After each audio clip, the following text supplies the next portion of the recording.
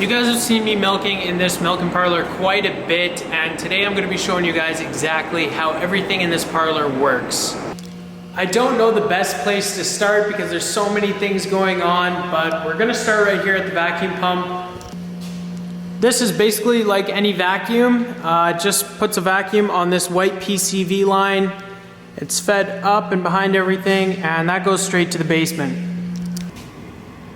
In the basement now, comes in from the roof, and it goes into this big tub.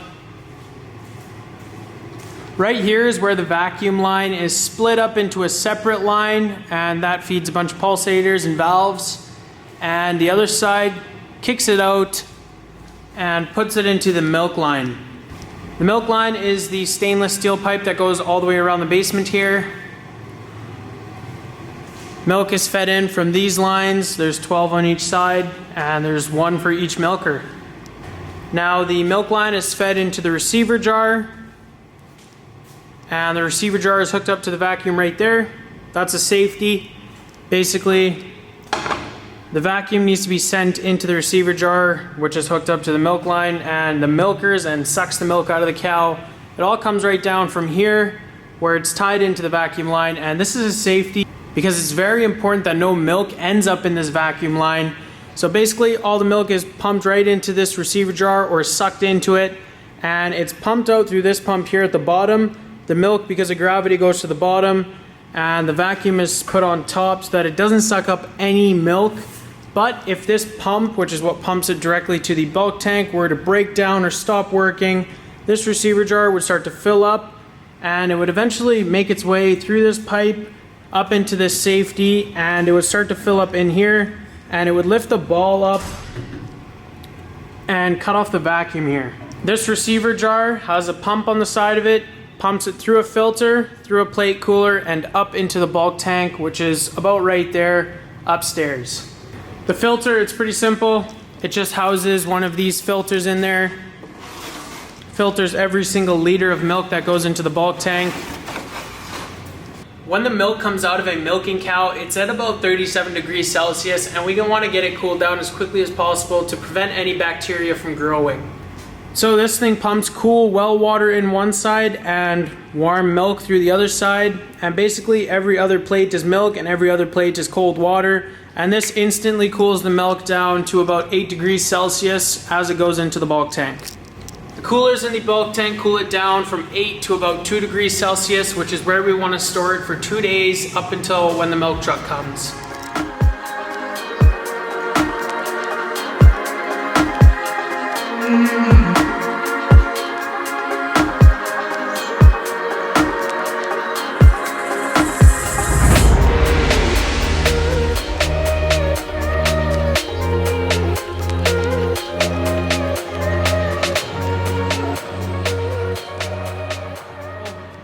So now we know the part that goes to the milk line. The other part of the vacuum line is just here to give the pulsators and the control valves vacuum as well. Now each milk claw has its own pulsator, and you'll see these two lines coming up from the parlor, and this control valve has a line on there. It's plugged into the vacuum as well, and it puts vacuum into this line, which goes to this valve in the milk line, and that's what open and closes as we turn the milk claw on to suck milk, and as it's turned off, this thing closes off. So this opens up and closes off the vacuum to the milk claw. So these pulsators also plugged right into the vacuum line. You can just take them off. That's the vacuum. And these boxes basically allow vacuum to go in here and air back and forth and back and forth, and that creates a pulsating kind of effect in the milk claw. So back up in the parlor, we can see all of the lines get plugged into this wall, and that takes them all right down into the basement. This is the main milk line, and that's hooked up to that control valve we just looked at, and these two are hooked directly up to that pulsator. So those two lines straight off the pulsator come up right up onto the milk claw, and they go into these two lines, and there's two more on the far side. So every single yellow shell has one, and basically this rubber lining continues inside the claw right up to this line right here. And there's a little space between the shell, this yellow shell, and the black liner in there. And this line from the pulsator in the basement puts a vacuum on there and then takes it off, and puts a vacuum on there and takes it off. It does it, I think, 100 times in a minute. So as soon as we turn this milker on by lifting it up and hanging it underneath her, there's a pulsation effect going on inside of this shell. And it's just like if you're squeezing milk out of the teat, it milks the cow out. So it's not only a vacuum that gets the milk out of the udder, it's very important that all the pulsators work. And if one is broken, I've seen it before, that quarter just won't milk out. Back in the basement again, this is the milk meter. Milk flows through here and it basically measures how much each cow produces and sends the milk weight back to the computer so that we can see how much each individual cow has produced. This is the box for the milk claw, the ADF box. This basically pumps the iodine up to the claw and the water. You can see the 3 lines going in there, the blue, red, and black ones. One's for iodine, one's for water, and one is for air. Those 2 lines also come up from the basement to the milk claw. They're right here. There's one for water and one for iodine. They come right into the milk claw. And in the milk claw, you can see right there, there's a little valve, and that sprays the iodine onto the teat as the milk claw comes off. And it also rinses the claw out right after it's finished milking.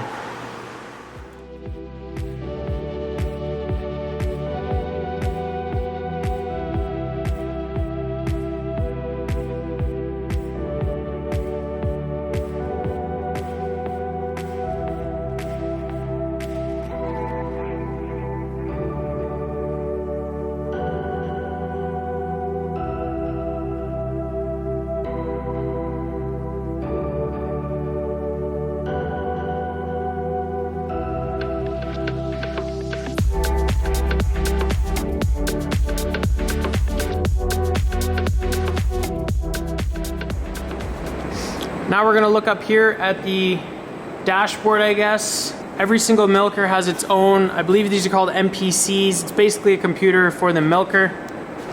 The screen up here will show her number and how much she produces. There's also a few cool things we can do here. I can sort her out with the sort gate just by clicking this button. I can lift the milker up or drop it down, put her on manual mode, which will make it so that it doesn't get automatically taken off. So there's an ID reader, and that's how it knows what cow is standing in here. It just scans the code on her ear tag, and those readers are on every single shoulder panel there. It IDs her as soon as she swipes her ear tag across that gray reader.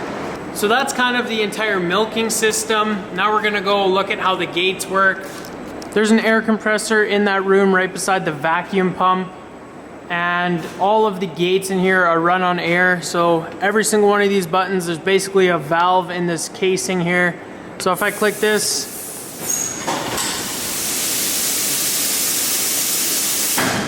there's a bunch of air cylinders up there that just lift it right up and drop it down again. Same with the index.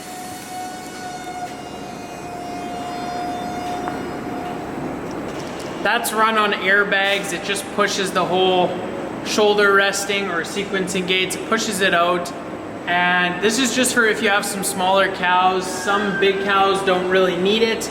But if you have a smaller cow in here, she has so much room just to move back and forth. And with this indexing, it pushes the cow back so that we can work on her and she's nice and close. The crowd gate also is run on air, and the control box is just at the back of the parlor here. Up, down, forwards, reverse, and it's just a bunch of valves in this box as well that run off of that pressurized air.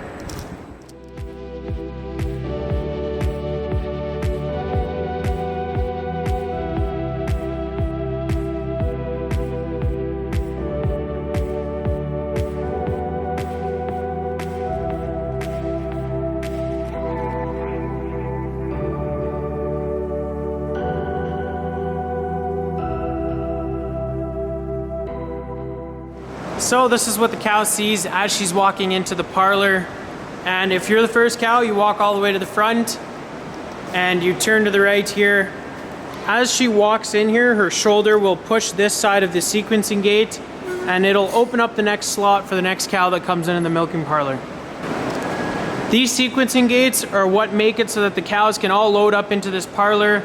Makes it so that no naughty cows turn in too soon, because if a cow tries to push into this stall when there's not a cow already here, she just can't push through that gate and she won't get in this spot. One other awesome feature with this parlor is the butt pan. Once the cows are in the parlor, there's no telling when they're gonna have to go to the bathroom. And once we have our hands under there hanging a milker under, a lot of the times cow just needs to go. She picks the perfect time. And if we're lucky, most of the time, this butt pan will catch all the manure. So once milking is done, everything needs to be put into wash mode. The milkers right now, they're all sitting on the wash trays. I can just take it off. And this is the wash tray. The line, like I showed you guys earlier, comes from the basement up into here, and that basically cycles the rinse water through the milker. During milking time, it would be pretty annoying to have all these things in the way, so it's kind of like a little cabinet that you can just pack right up. This right here is a valve. There's a pump at the back of the barn there with a pit, and there's a bunch of water in there, and it just circulates the water through up this valve. There's one at the top there and on the other side of the parlor as well. And at the end of milking, we just turn those on and it rinses all of the manure out of this area.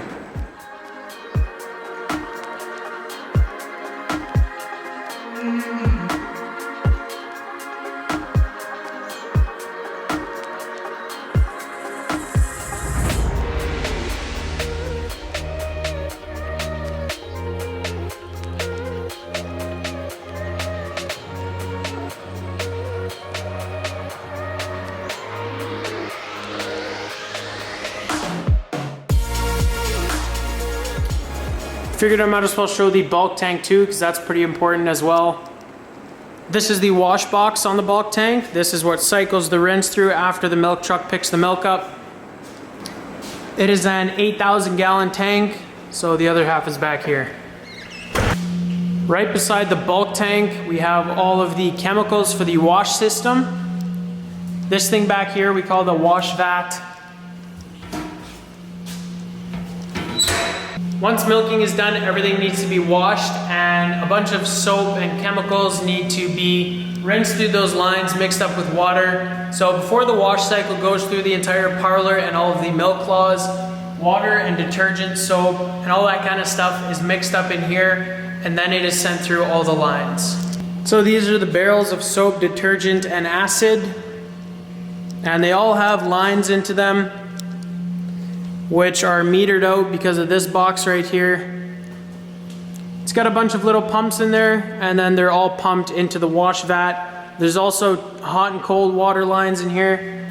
Just mixes up a whole batch of water and soap and rinses all the lines out.